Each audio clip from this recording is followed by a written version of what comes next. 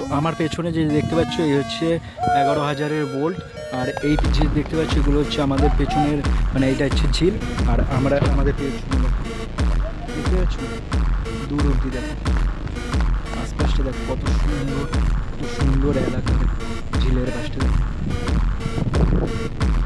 সুন্দর সর্ষা ফুল গাছ, এবং আশপাশটা দেখো কত সুন্দর একটা পরিবেশ।